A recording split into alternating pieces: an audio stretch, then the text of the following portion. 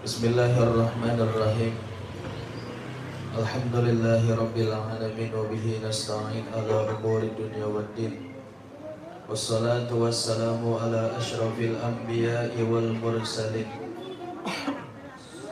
Sayyidina wa habibina wa syafi'ina wa maulana Muhammadin wa ala alihi wa sahbihi ajma'in, amma ba'du. Subhanaka la ilma lana illa ma 'allamtana innaka antal alimul hakim, wa la haula wa la quwwata illa billahil aliyyil azim.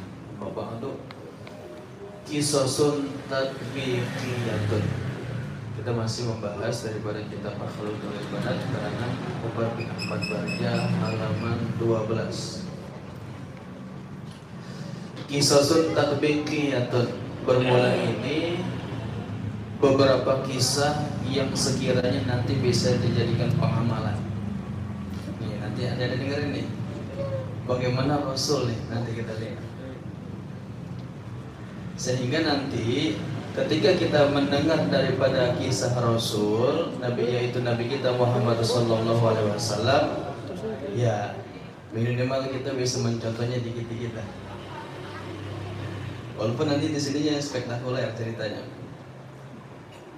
Karena Nabi sallallahu alaihi wasallam adalah Nabi sallallahu alaihi wasallam atqan nasi lillahi. Adalah Nabi kita Muhammad sallallahu alaihi wasallam, yaitu manusia yang paling bertakwa kepada Allah Subhanahu wa taala. Jadi yang sekian banyak orang yang bertakwa, paling takwa ya Nabi kita. Assalamualaikum atqal atqiyai, ya Allah. Yang paling bertakwa itu Nabi kita. Wa afdala qaimin bihaqqihi subhanahu wa ta'ala. Dan orang yang paling afdol mendirikan hak Tuhannya, yakni Allah Subhanahu wa ta'ala, yaitu Nabi kita Muhammad sallallahu alaihi wasallam. Nah, nanti di depannya dijelasin nih. Yang paling bertakwanya, paling afdol mendirikan dengan hak ketuhanannya itu seperti apa yang dijalankan oleh Nabi kita. Nih. Wa kana yaqumu minal laili hatta tatafattara qadamahu. Wa kana yaqumu fil mudhari fil madi. Karena kemudian depannya ketemu fil mudhari, maknanya istimrar. Wa kana yaqumu adalah Nabi sering minal laili di waktu malam hatta tatafattara qadamahu, sehingga dua kakinya itu pecah, bahasa kita bengkak. Nih. Jadi Nabi kalau sembahyang malam saking lamanya itu diri, kakinya sampai bengkak tuh, tumit kedua kakinya. Ya. Dua kaki Nabi itu dua tumitnya sampai bengkak. Karena apa? Lantaran lama diri. Jadi kalau kita sembahyang banyak ataupun juga lama, itu ciri khasnya bukan di jidat sebenarnya. Ya, itu kelihatannya di kaki, berasanya di kaki. Kalau jidat mah bisa dibikin sebenarnya mah. Ya, dusuk-dusuk juga. Itu tengah mengenari penter gitu. Ya, sujud di aspal kan kalau itu. Tapi sebenarnya itu berasanya di kaki. Nah, dan Nabi setiap malam senantiasa sering di waktu malam sholat malam sampai kakinya bengkak. Faqalat lahu sayyidatuna Aisyah radhiyallahu anha. Ketika melihat kondisi seperti ini nih, Nabi yang senantiasa setiap malam sholat malam sampai kakinya bengkak-bengkak, ini Sayyidatuna Aisyah radhiyallahu anha bertanya kepada Nabi, lima tasna'u haza ya Rasulullah sallallahu alaihi wasallam. Kenapa engkau berbuat sampai kayak begitu wahai Rasul? Sampai kayak demikian engkau berbuat seperti itu wahai Rasul. Emang kenapa? wa qad ghufira laka ma taqaddama min dzambika wa ma ta'akhkhar. Dan padahal sungguh, bukankah engkau udah diampunin kamu punya dosa yang taqaddama, yang telah lalu, wa min dzambika, daripada dosa engkau, wa ma ta'akhkhara, dan apa yang nanti bakalan datang. Bahasa kita gimana? Nanti ngapa berbuat demikian, padahal andai kata padahal kamu nggak punya dosa sama sekali. Dosa yang telah lalu udah diampunin, dosa yang bakalan datang juga udah diampunin. Ngapa kamu sampai berbuat seperti itu, wahai Nabi? Kalau potongan kita gimana? Kalau potongan kita berhenti, mau ngapain lagi? Dosa yang lalu udah diampunin, dosa yang bakalan datang juga udah diampunin. Ya mau ngapain lagi? Tapi jawaban Nabi indah. Wa qala Nabi sallallahu alaihi wasallam, afala akunu abdan syakuran. Emangnya enggak boleh, wahai Siti Aisyah, saya jadi orang yang hamba yang pandai bersyukur. Ya Allah. Ya Allah. Begitu. Boleh jadi apa? Berarti Nabi melakukan sholat malam sering sampai kakinya Nabi bengkak, itu merupakan rasa syukurnya Nabi karena lantaran Allah kasih nikmat diampunin dosa yang udah lalu dan yang akan datang. Ya Allah, Insya Allah. Ya minimal kita jangan sampai kaki bengkak dah. Ya minimal surah. Ya minimal kita ya sembahyang witir 1 rakaat kalau sampai malam juga. Ya tapi jangan 1 dah, naikin. Ntar lamaan wudunya daripada witirnya. Ya. Sembahyang witir dah. Witir sebagai sholat malamnya, itu sembahyang witir dan minimal 3 rakaat dan sampai enggak. Kalau kita ngelihat bagaimana Nabi, riwayat Nabi ketika sampai Nabi baca Fatihah, baca surah Al-Baqarah, kirain sahabat setelah 100 ruku kali, sampai selesai surat Al-Baqarah, kirain selesai Al-Baqarah ruku, lanjut Anisa sama Ali Imran. Kita bukan makam kita dah. Kita udah dulu jalankan sembahyang begini kan dia. Sembahyang tarawih aja kita milih imam, nyari yang cepat. Iya, kalau lagi di masjid lagi yang lama, pindah ke musola. Lagi di musola lama juga, pindah ke masjid. Ya, emang bukan makam kita. Tapi seyogianya kita sembahyang malam walaupun cuma 2 rakaat atau ya 3 rakaat. Ya kita bawa witir. Kenapa? Karena di antara daripada kalangan mazhab ada yang mewajibkan sholat witir, bukan fardu, wajib. Karena ada ulama daripada ulama kalangan mazhab ada yang membedakan fardu sama wajib. Jadi khurujun minal khilaf mustahab, keluar daripada perkhilafan para ulama itu disunahkan. Makanya jangan sampai ditinggalin witirnya walaupun cuma 1 rakaat. Itu tuh Nabi pandai bersyukur.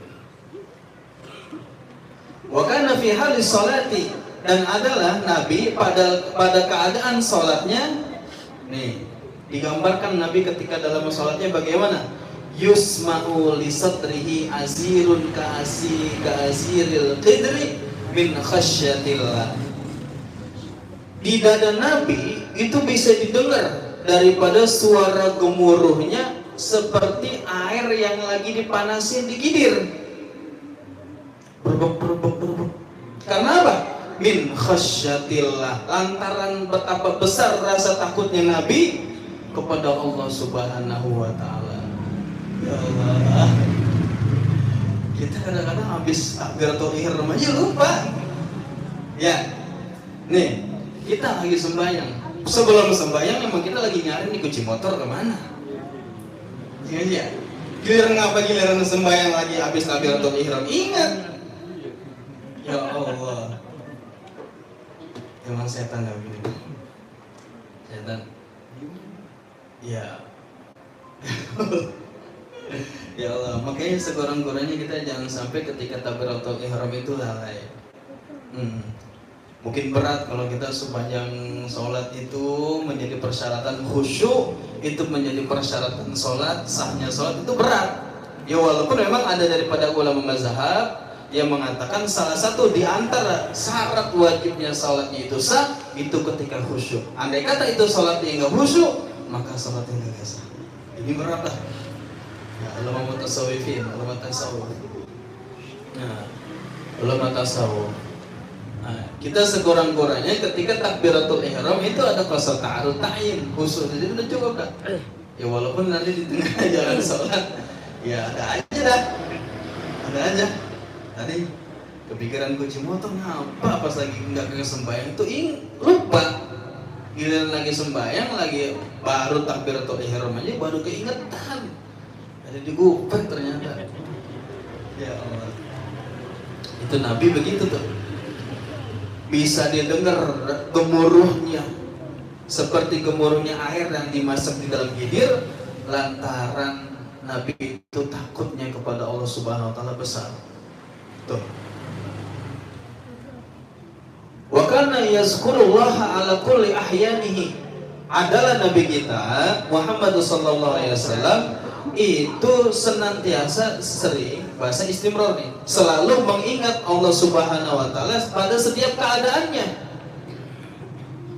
Pada setiap keadaannya Nabi kita selalu ingat Allah Subhanahu wa taala. Makanya ini tergantung bagaimana daripada ulama tasawuf, ya, thariqah qadiriyah wa naqsyabandiyah, Syekh Mursyid Aba Anom. Makanya ada yang namanya zikir khafi. Apa itu zikir khafi? Zikir yang hanya ada di dalam hati, yang mana orang lain kagak tahu. Kalau emang kita lagi zikir Allahu Allah, Allahu Allah, orang lain nggak tahu. Yang tahu diri kita sama Allah. Malaikat aja kagak tahu. Bahwasanya kita langsung berzikir kepada Allah. Jangan kau kira orang yang diam, orang ulama, guru kita yang diam itu lantaran diam aja, enggak. Lantas diam aja, enggak. Boleh jadi dia lantaran diamnya itu lagi zikir kepada Allah Subhanahu wa taala. Iya. Jangan kau kira awan itu diam, kagak bergerak. Padahal andai kata kita tahu tuh bagaimana awan, sesungguhnya itu dia bergerak cepat. Yang mana cepatnya kita nggak tahu betapa cepatnya itu awan bergerak. Begitu. Kita sangka guru kita diam aja. Iya. Padahal di dalam hatinya bergemur rasa zikirnya, cintanya kepada Allah Subhanahu wa taala, juga kepada Rasulnya. Nah, wa warada fil hadisi, dan datang keterangan pada satu hadis, inna ainayya tanamani wala yanamu qalbi. Sesungguhnya kedua mataku, kata Nabi nih, tanamani, itu keduanya tidur. Wala yanamu qalbi, tapi hati saya, kata Nabi, nggak pernah tidur. Ya Allah, kita semuanya mata tidur, hati apa lagi? Kadang matanya melek, hati tidur. Kalau Nabi enggak, walaupun mata Nabi tertidur, hatinya tetap melek, nggak pernah tidur. Kalau kita uplak-uplak udah semua tidur tuh.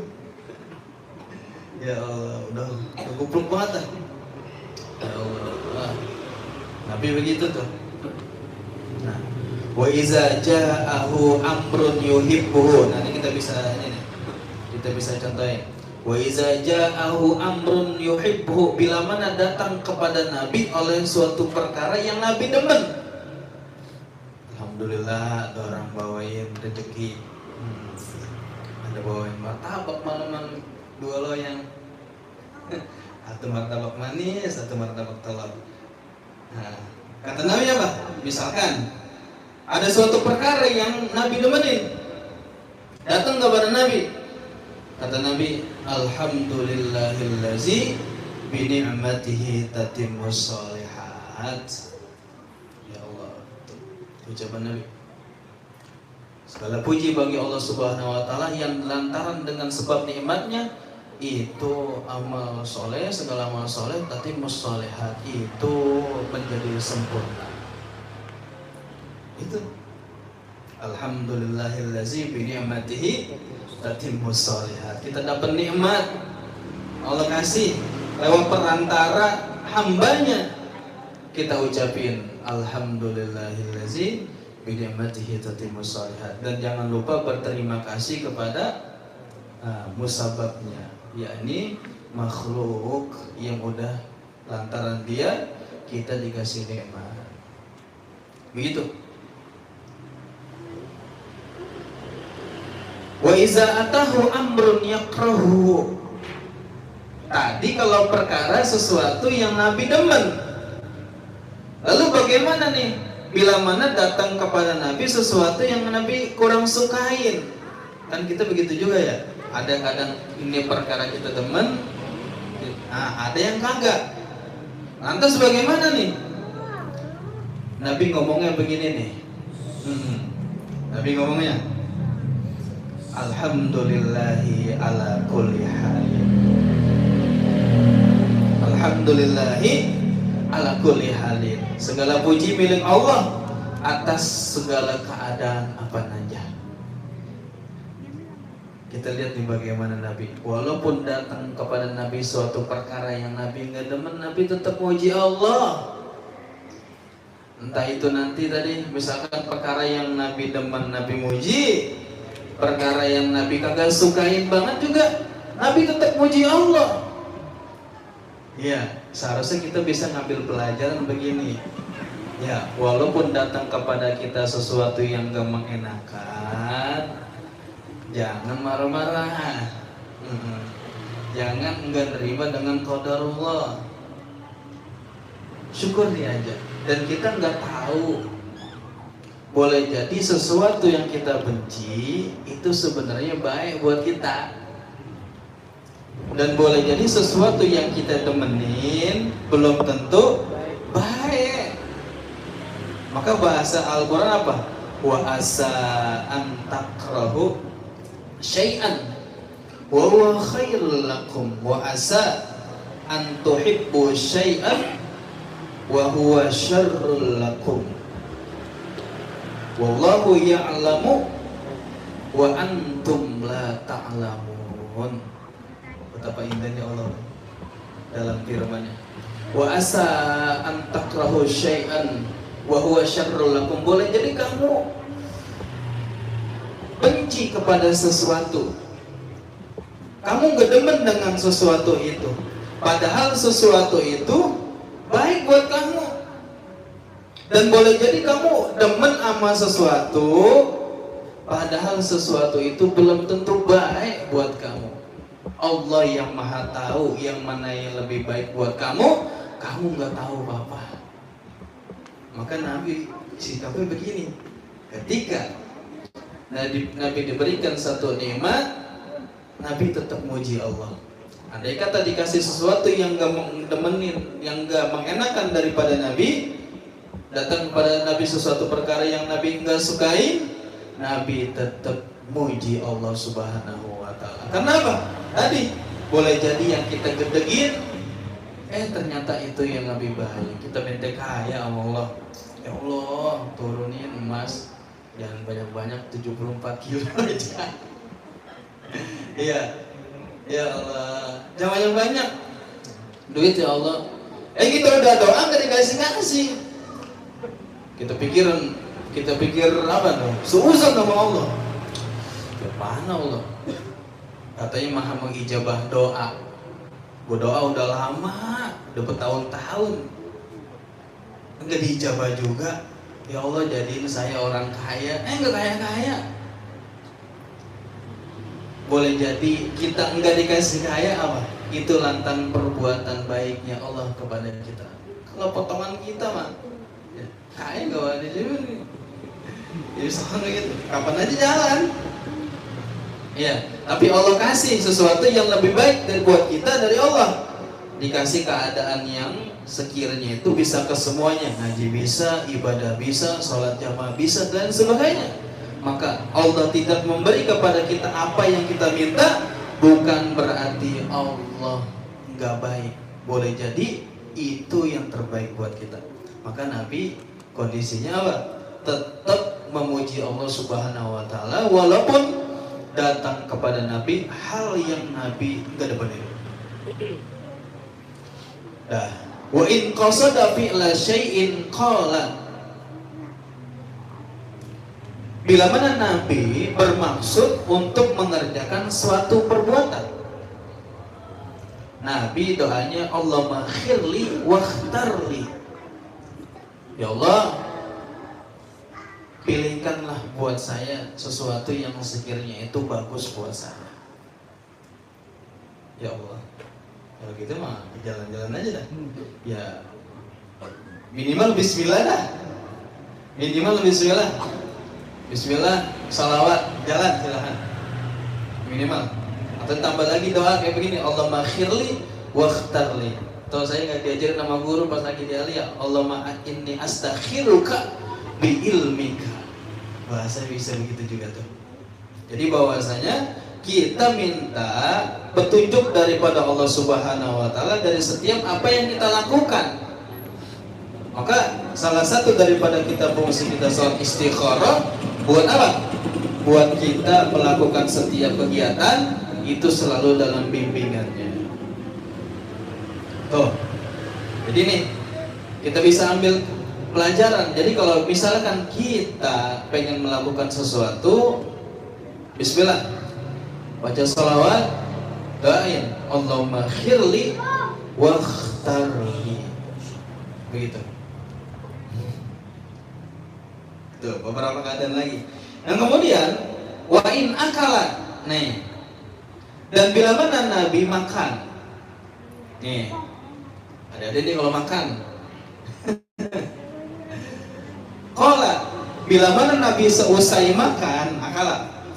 Bila mana Nabi telah makan, Nabi ngucap alhamdulillahilladzi at'amana wa saqana wa ja'alana minal muslimin. Baca doa gak? Baca alhamdulillah. Iya. Karena kita kelupaan. Jangankan mau makan. Ya, yang jalankan yang ini dah, yang di pertengahan lagi makan kelupaan baca doa. Awalnya kita lupa. Awalnya. Maka sebelum makan doain Allahumma barik lana fima razaqtana wa qina azabannar. Andai kata lupa di tengah jalan, ya ingatnya di tengah jalan, pas awalan lupa. Baca tetap doanya Bismillahirrahmanirrahim awwalahu wa akhirahu, atau fi awwalihi wa akhirihi. Boleh silakan. Doa. Jadi nih, ada nih. Kalau sebelum makan doa dulu. Nah, habis makan, doanya nih yang dituntunkan oleh Nabi kita yang tersebut di dalam kitab ini. Alhamdulillahillazi at'amana wa saqana wa ja'alana minal muslimin. Ada dalam riwayat lain alhamdulillahillazi at'amani wa saqani wa arwani wa ja'alani minal muslimin. Ada riwayat banyak. Buka yang mana aja silakan dah. Nah, silakan mau yang mana aja. Wa in syariba, bila mana Nabi udah rapi minum. Nih, Nabi udah rapi minum. Qala, Nabi berkata, alhamdulillahillazi ja'alal ma'a asban furatan birahmatihi walam yaj'alhu milhan ujaban bizunubina. Tuh, doanya. Segala puji bagi Allah yang telah menjadikan air itu manis rasanya dengan sebab rahmatnya. Walam yaj'alu milahan hujajan fi sudubiha, dan tidak ia jadikan air itu asin dengan sebab lantaran dosa kita. Insyaallah. Ila ghairi zalika, banyak dah daripada zikir-zikir yang Nabi sebutin. Allati yatluha fi kulli halatihi, yang